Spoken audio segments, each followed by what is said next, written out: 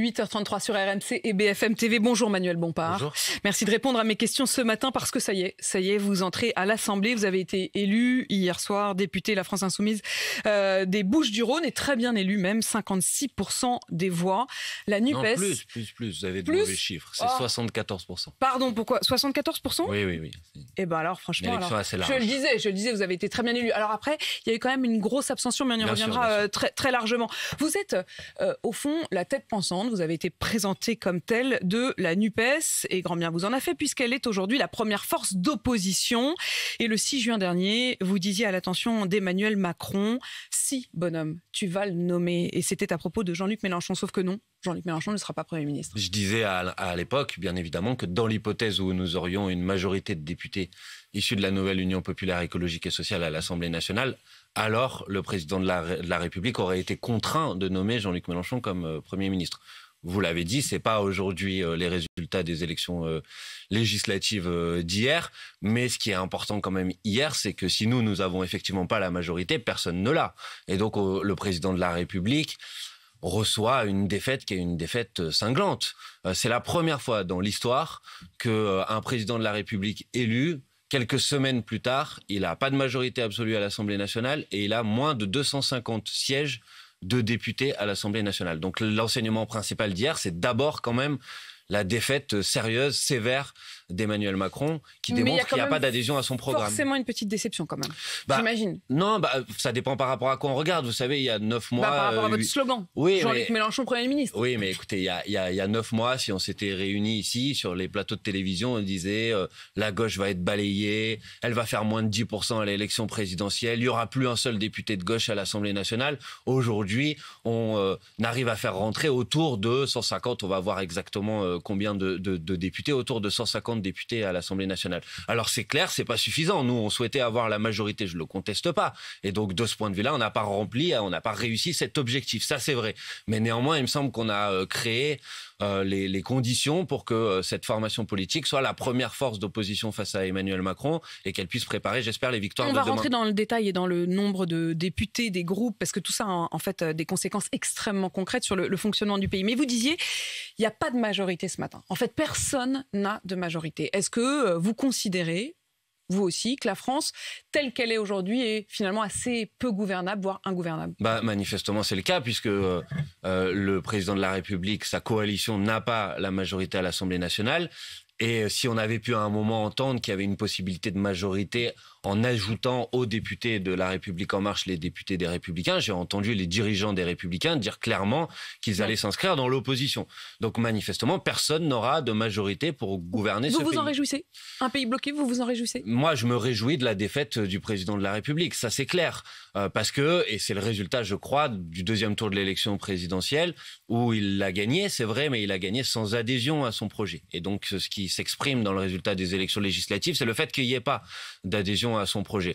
Maintenant, moi, je me réjouis pas parce que je me serais réjoui si on l'avait emporté. Encore une fois, c'était notre objectif. Donc, on va voir maintenant comment les choses vont avancer. Et on va voir aussi comment vous êtes prêt à discuter, voire faire des alliances éventuelles. On va rentrer un peu dans ce détail-là. D'abord, le nombre de députés dans la France Insoumise, dans le groupe La France Insoumise, cette question n'est pas du tout anodine puisque vous avez le Rassemblement national qui a obtenu 89 députés. Techniquement, au moment où on se parle, ils ont donc 5 députés de plus que vous. Le premier groupe d'opposition, ce n'est plus vous, c'est le Rassemblement national. On va voir. D'abord, les groupes ne sont pas encore finalisés dans leur constitution. Il y a un certain nombre d'élus, notamment élus sur les départements et territoires d'outre-mer, qui peut-être pour certains siégeront avec les députés de la France Insoumise. Ça, on va voir dans les prochains jours comment les choses vont se conclure.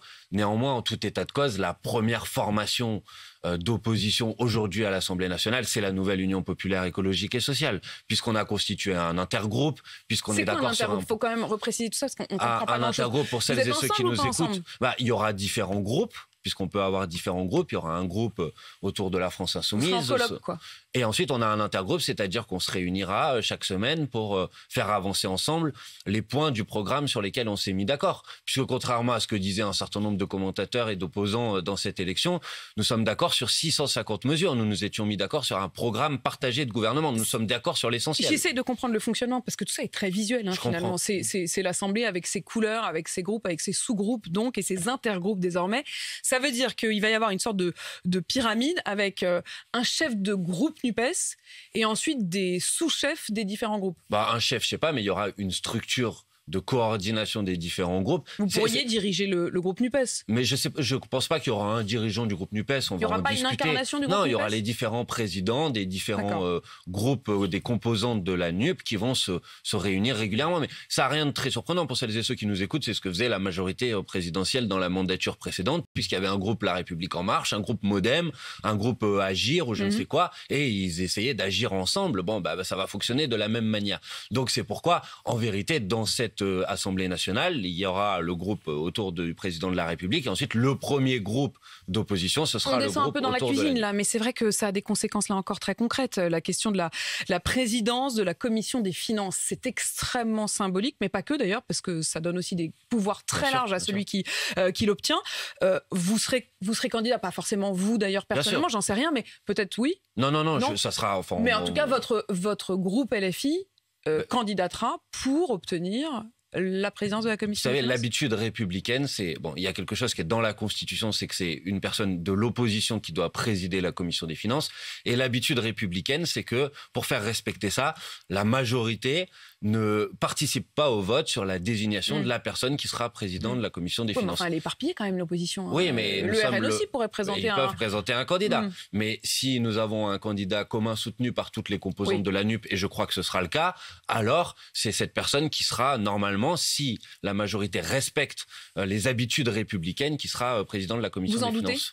J'en doute, j'ai lu comme vous sans doute les éléments dans la presse et je vois qu'il y a sans doute une tentation d'une partie de la majorité de revenir sur ses habitudes. Je pense que ce serait un très mauvais signal envoyé au pays de commencer la mandature comme ça. D'ailleurs, vous avez sous-entendu, j'y viens quand même, parce qu'il y a eu ces mots de Jean-Luc Mélenchon hier à la fin de son discours où il a dit « Pas un instant nous ne renoncerons à être ceux qui gouvernent ce pays, aucun tripotage, aucun arrangement ne sera accepté ». Il laisse entendre, il insinue qu'il y aurait une forme de complot ou de refus ou de tripatouillage. Mais il n'a pas parlé de complot. Ce que dit Jean-Luc Mélenchon, c'est que dès le soir de l'élection, on voit comment ça se nouait des discussions plus ou moins officielles avec les Républicains ou des membres des Républicains. Or, cette configuration, c'est pas celle qui a été présentée aux électrices et aux électeurs. Ils se sont pas présentés ensemble aux élections législatives. Et donc, effectivement, ça ressemble à une sorte d'accord de dessous de table où on ne sait pas exactement quel est le programme qui va être défendu. Donc, du point de vue du respect de la parole des électrices et des électeurs... C'est quand même un choix dès hier soir de jeter le doute sur la crédibilité, sur la parole, sur les chiffres non, même. Je crois pas, c'est le respect de la démocratie de dire que quand on s'est présenté avec un programme devant les électrices et les électeurs, le soir même de l'élection, on commence pas à faire des arrangements pour essayer de constituer une majorité qu'on n'a pas obtenue par le résultat des suffrages. Voilà, c'est, je crois, ce qu'a voulu dire Jean-Luc Mélenchon hier. Donc c'était à l'adresse plutôt des Républicains en réalité qu'à l'adresse du ministère de l'Intérieur, par exemple, qui comptabilise les voix. Ah oui, bien sûr. Après, que le ministère de l'Intérieur se soit livré à un certain nombre de tripatouillages dans cette élection, c'est une évidence. D'ailleurs, le Conseil d'État lui-même, puisque nous l'avions saisi, avait tapé sur la tête de M. Darmanin qui voulait pas comptabiliser la NUP comme une formation politique à part entière. Et le Conseil d'État nous avait donné raison. Donc oui, clairement, le ministère de l'Intérieur a essayé d'organiser la comptabilité des résultats à sa guise dans cette élection. Bon, ça n'empêche pas qu'aujourd'hui, la NUP est la première formation politique en face d'Emmanuel Macron. Alors, essayons de nous projeter. Essayons d'avancer dans les jours qui viennent. Il va y avoir le 5 juillet un rendez-vous très important qui est le moment où il y a le discours de politique générale. Ça devrait être Elisabeth Borne, Première ministre, qui va venir devant vous tous à l'Assemblée, présenter son gouvernement et sa feuille de route.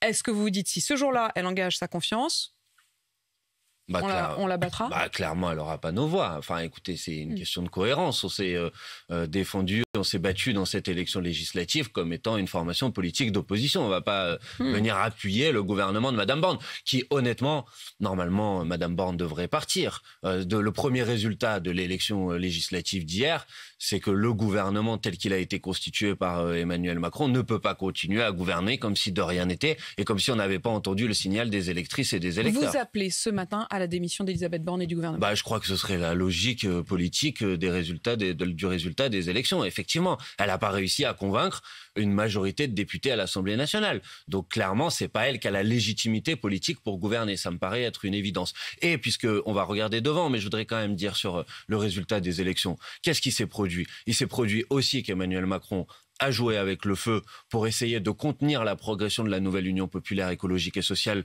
en ne prenant pas parti notamment dans les duels qui opposaient la NUP et le Rassemblement national et qui s'est brûlé. Je rappelle qu'il y avait 62 duels entre la nouvelle Union populaire et le Rassemblement national, que dans 62 duels, dans 55 d'entre eux, de ces 62 duels, le candidat de La République En Marche n'a pas appelé à battre le Rassemblement national. Alors pour des formations politiques qui nous donnaient des leçons de République pendant des mois, des semaines, qui, y compris pendant l'entre-deux tours de l'élection présidentielle, nous cherchaient des noises. Ça veut dire, Emmanuel Bompard, que vous considérez, au fond, que Emmanuel Macron a fait cette poussée du RN? Clairement, il en est le responsable principal. Je pense qu'il l'a volontairement créé parce qu'il a voulu contenir notre progression et qu'il était inquiet de la possibilité que nous ayons une majorité à l'Assemblée nationale et que, en quelque sorte, la créature a échappé à son créateur. Le RN est une créature. Je le crois, et c'est pas nouveau. D'ailleurs, ça fait depuis maintenant plusieurs années qu'à chaque élection, le président de la République essaye d'installer une forme de duel avec le Rassemblement national, en se disant, comme ça, au deuxième tour de l'élection, ça a été le cas à l'élection présidentielle, il y aura une sorte de barrage qui fait que dans tous les cas, même si je suis pas majoritaire dans le pays, je pourrais continuer à gouverner. Sauf qu'au bout d'un moment, il est pris à son propre piège. Vous avez d'ailleurs peut-être entendu dès hier soir certains ministres, Éric Dupond-Moretti par exemple sur RMC, BFM TV, qui lançaient une sorte d'appel aux députés du Rassemblement national à soutenir, alors notamment les budgets, qui sont le budget de la justice, il plaidait pour sa paroisse. Ça vous a choqué? Clairement, mais il n'y a pas que ça qui m'a choqué. Dans cette campagne d'entre-deux tours, ça a été extrêmement choquant. Renvoyer dos à dos, comme ça a été fait d'un point de vue républicain, le Rassemblement national et la nouvelle Union populaire écologique et sociale. Monsieur Bayrou qui s'adressait sur un plateau de télévision au Rassemblement national en leur disant en gros, il va falloir peut-être qu'on gouverne ensemble. Ou pour remonter un peu plus loin dans l'histoire, monsieur Darmanin qui expliquait à madame Le Pen qu'elle était sans doute trop molle, au bout d'un moment, ça a un résultat politique. Et donc aujourd'hui, voir la majorité pleurer des chaudes larmes sur la progression du Rassemblement national, ils en sont les responsables directs. Emmanuel Bompard, on continue à dérouler. Le 5 juillet, donc, effectivement, bien sûr, pas de vote de confiance pour Elisabeth Borne. D'ici là, vous espérez de toute façon qu'elle tirera les leçons de l'élection et donc démissionnera d'elle-même. Est-ce que vous utiliserez régulièrement la possibilité qui va vous être offerte de la motion de censure? On verra pour quoi faire. J'imagine que vous y avez réfléchi. Il faut d'abord vous savez, on est lundi matin, et les résultats définitifs sont tombés sans doute à 2h du matin. Il faut qu'on fasse le point, il faut qu'on voit quel est l'état des rapports de force. Mais clairement, moi j'envoie le message très clair ce matin. Nous n'avons pas renoncé à gouverner ce pays. Nous considérons que les résultats des élections législatives démontrent qu'on est dans une crise institutionnelle, une crise démocratique d'ampleur. On pourrait parler par ailleurs de la participation et de l'abstention qui atteint encore des sommets. Et donc il y a un problème d'un système politique qui ne permet plus de gouverner ce pays. Vous croyez au miracle peut-être, Emmanuel Pourquoi croire au miracle? Parce que quand vous dites nous n'avons pas renoncé à gouverner ce pays, vous avez commencé par dire que personne n'a eu la majorité, ni même vous. Alors, oui, dans le résultat des élections législatives d'hier, je crois que sans doute dans ce pays nous allons être confrontés à une nouvelle situation de blocage et personne ne peut exclure un retour aux urnes dans les prochains mois ou dans les prochaines années. Et notre objectif restera toujours le même, c'est de pouvoir proposer une alternative à ce pays. Vous allez donc pousser en quelque sorte ou utiliser tous les outils qui sont en votre possession pour que le blocage soit tel qu'Emmanuel Macron soit contraint à la dissolution. Mais on verra, mais si vous voulez, ce que je veux dire... Non, mais j'essaye de comprendre ce que vous dites. Honnêtement, je ne crois pas dévoyer vos propos. Non, mais je ne pense pas que je ne vous fais pas cette accusation. Je pense qu'il ne faut pas... Si vous voulez, le résultat d'hier, c'est un résultat... Vous allez jouer le blocage. Historique. Non, on ne joue pas le blocage, mais écoutez-moi. Le résultat d'hier, c'est un résultat historique. On ne va pas faire comme... on en parle pendant 2 jours, et puis on revient aux petites affaires, aux petites combines, pour essayer de constituer une majorité artificielle qui ne correspond pas au résultat des suffrages. Donc il faut un changement changements qui sont un changement d'ensemble. Rentrons dans la tambouille. Le pouvoir d'achat. Le pouvoir d'achat, voilà une question essentielle pour tous les Français. Et là-dessus, tout le monde est d'accord. Le gouvernement d'Elisabeth Borne avait dit que dans les 15 jours qui viennent, ils allaient mettre le paquet pouvoir d'achat, comme ils disent, sur la table. Est-ce que ce paquet pouvoir d'achat, vous pourriez y travailler avec eux ? Mais encore une fois, il faut qu'on voit la réalité de ce qu'il y a dans ce paquet pouvoir d'achat. Regardons, on sait déjà ce qu'il y a. Par exemple, il y a le chèque alimentaire. Moi, je ne le sais pas encore. Le chèque alimentaire, 100 à 150 euros par foyer modeste. Est-ce que dans le paquet pouvoir d'achat, il y aura l'augmentation du SMIC ? C'est une mesure qui est majoritaire dans la population. C'est une mesure que je défends. Moi, personnellement, je voterai pour l'augmentation du SMIC si c'est proposé quelque part. Pour l'instant, je crois que c'est pas l'intention du gouvernement d'augmenter le SMIC. Est-ce que dans le paquet pouvoir d'achat, il y aura le blocage des prix sur les produits de première nécessité ? Non, mais là, vous êtes en train de me dérouler votre propre programme, Manuel Bompard. J'imagine que le gouvernement, en tout cas spontanément, va pas forcément proposer votre programme. Très bien, mais ce programme, c'est un programme qui est majoritaire dans la population. Je vous redonne l'exemple du chèque alimentaire, qui est normalement une des mesures phares de ce paquet pouvoir d'achat. Mais moi, je suis opposé au principe des chèques. Je pense que c'est une mauvaise. Parce que vous donnez l'impression aux gens que vous leur donnez quelque chose, mais ce que vous leur donnez d'un côté, vous le reprenez ailleurs, parce que quand vous donnez un chèque, c'est de l'argent public, d'accord ? Donc c'est de l'argent qui sort du budget de l'État. C'est pourquoi la proposition que nous avons mise sur la table, c'est le blocage des prix sur les produits de première nécessité, de telle sorte que l'on fasse payer celles et ceux, notamment les supermarchés, les distributeurs, les intermédiaires, qui ont augmenté leur marge de manière conséquente depuis maintenant quelques mois. Donc c'est à eux qu'il faut prendre l'argent, pas à prendre l'argent des Français d'un côté pour la rendre aux autres Français de l'autre. Donc je pense que c'est pas comme ça qu'on va faire. Mais ça veut dire que sur cette question du pouvoir d'achat, par exemple, clairement, on le voit, il y aura une situation de blocage. Encore une fois, ça va dépendre des propositions qui sont mises sur la table. Sauf s'ils prennent votre programme. Non, mais j'ai entendu parler du dégel des points d'indice du fonctionnaire. Très bien, pourquoi ne l'a-t-on pas fait avant ? Mais c'est dans notre programme. Mais ça, vous dites dégel du point d'indice du fonctionnaire, je vais pas vous dire que je suis contre. Je le défends depuis plusieurs années. On va faire les choses, on va prendre les choses à l'envers, Manuel Bompard. Comment est-ce qu'il pourrait faire pour réussir à vous faire participer à quelques signatures ou votes de textes de loi je crains que ce soit précisément impossible, puisque le résultat des élections législatives ne donne à personne de majorité pour gouverner. C'est pourquoi je disais, vous pouvez pas seulement considérer qu'on passe à autre chose, maintenant on rentre dans les affaires, etc., sans réaction à la hauteur de la crise qui est le résultat de l'élection législative d'hier. C'est-à-dire qu'il faut un profond changement institutionnel. On va pas continuer comme ça avec une 5e République, où vous avez un président qui est élu au 2e tour par défaut, qui ensuite n'a pas de majorité à l'élection législative, et puis avec des taux de participation de 50%, c'est-à-dire une personne sur 2 qui se déplace pas. Donc si le président de la République veut être à la hauteur et entendre le message qui s'est exprimé hier dans les urnes, il faut tout changer. Et donc pas commencer... Il faut tout changer. Mais clairement, il faut tout changer. Ça fait combien d'élections où au lendemain de l'élection on dit il y a qu'une personne sur 2 qui sont déplacées, parfois même une personne sur 3. Si je vous entends ce matin, Manuel Bompard, il faut changer la première ministre, il faut changer le gouvernement, il faut changer peut-être les institutions. Je crois, oui, qu'il faut changer les institutions. À l'organisation d'une constituante? Clairement, ça c'est le point qu'on a défendu dans cette élection. Et s'ils ne le font pas, de toute façon, vous bloquerez la situation et à un tel point qu'il sera contraint de le faire. Je comprends, mais moi, mon projet, c'est pas de bloquer quoi que ce soit. Mon projet, c'est de faire en sorte d'améliorer les conditions de vie des citoyennes et des citoyens de ce pays. Mon projet, c'est de faire en sorte qu'on apporte des réponses à l'urgence climatique et environnementale. Mon projet, c'est de faire en sorte que la démocratie, elle fonctionne mieux dans ce pays, parce que c'est pas une démocratie saine quand il y a une personne sur 2 qui se déplace pas pour aller voter. Y compris face à vous. Puisque le département de la Seine-Saint-Denis, par exemple, qui est un département où la NUPES est arrivée en tête et a donné beaucoup de députés, et le département qui, dans le même temps, a le moins voté. C'est vrai, bien sûr, mais on ne peut pas s'en satisfaire. Personne ne peut s'en satisfaire. Donc vous voyez bien que le sujet, c'est pas de retourner à des petites combinaisons. Et donc moi, mon sujet, c'est pas de bloquer ou de ne pas bloquer. C'est pas ça mon problème. Mon sujet, c'est comment on améliore la situation. Et donc on prendra nos décisions, on choisira nos votes pour essayer de défendre l'intérêt des Françaises et des Français, pas des intérêts partisans ou des problèmes de combinaison politicienne. C'est pas le sujet. Vous avez d'ailleurs dit, Manuel Bompard, nous n'avons pas renoncé à gouverner ce pays, en parlant des prochains mois. D'ici là, il va faire quoi, Jean-Luc Mélenchon ? Jean-Luc Mélenchon, il a dit hier dans son intervention, je change de poste de combat puisqu'il sera plus député parlementaire, il sera pas pour autant Premier ministre ? Non, mais on peut être ni député ni Premier ministre et avoir une place centrale dans le combat politique. Non, je pense qu'il aura une place centrale. Et d'abord, faut quand même lui rendre hommage, parce que je disais tout à l'heure, il y a 9 mois, tout le monde disait la gauche va être balayée de l'Assemblée nationale, de l'élection présidentielle. Jean-Luc Mélenchon a fait 22% des voix au premier tour de l'élection présidentielle, et c'est grâce à ce résultat, c'est grâce à sa démarche qu'aujourd'hui vous avez 150 députés de la nouvelle Union populaire écologique et sociale qui rentrent à l'Assemblée nationale. Mais c'est grâce à Jean-Luc Mélenchon. Hommage à à quelqu'un du passé. Ah non, pas du tout. Je lui rends hommage parce que je pense que c'est grâce à sa candidature à l'élection présidentielle qu'il a remis en quelque sorte la gauche dans une dynamique de progression. Alors certes, elle n'a pas été suffisante à l'élection législative, je ne vais pas vous dire l'inverse ce matin, mais je pense qu'il a créé les conditions pour que demain on continue à progresser. Et puis, il a permis aussi de faire rentrer, je voudrais le dire, à l'Assemblée nationale des profils qui manquaient à l'Assemblée nationale.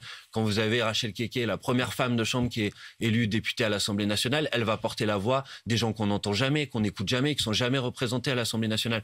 Quand vous avez Laurent Alexandre, qui est un ouvrier de l'aéronautique, qui rentre à l'Assemblée nationale, on a besoin de ces profils, de ces 50% de la population, les ouvriers, les employés, qu'on voit jamais nulle part, qui sont jamais représentés à l'Assemblée nationale. Ça, c'est une bonne nouvelle pour la démocratie. Qu'enfin, il y ait ces voix qui soient entendues, que ces problématiques-là soient portées dans l'hémicycle. Moi, je suis fier de siéger demain aux côtés de ces personnes. Fier, donc, ce matin, Manuel Bompard. Merci d'avoir répondu à mes questions ce matin. Vous entrez donc à l'Assemblée. Vous êtes élu, très bien élu, de la 4e circonscription des Bouches-du-Rhône. Il est 8h53 sur AMC BFM TV.